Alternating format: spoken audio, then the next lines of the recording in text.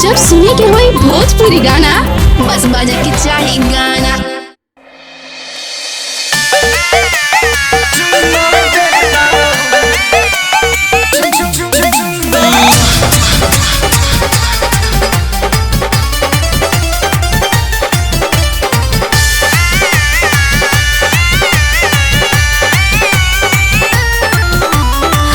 Lockdown में town से घरे जिद करता रह तू सोते के जोरे।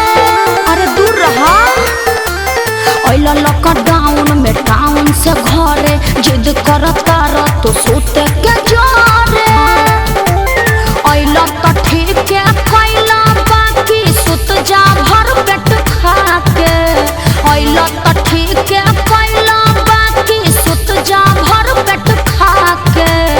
अरे बुझला जानी चुम्मा दे दा का जानी चुम्मा दे दा काहे मुँह में सैनिटाइजर लगा के। जानी चुम्मा दे दा मुँह में सैनिटाइजर लगा के। ओहो अरे दूर रहो।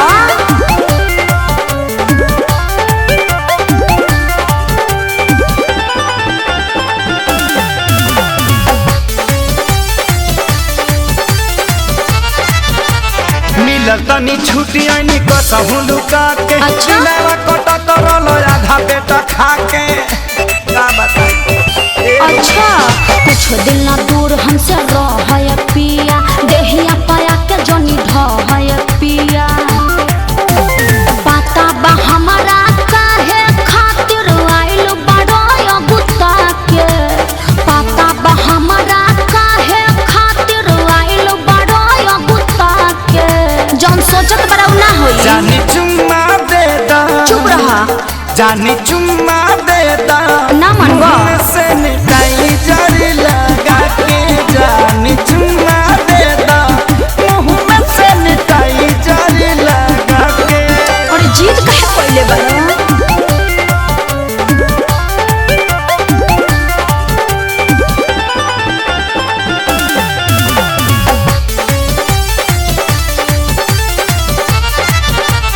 जानी सारा कार जदी राखी स्कूल में 14 दिन रहे के पड़ी नियम और रूल में। हाँ तो घरहू में रूले में रह के पड़ी।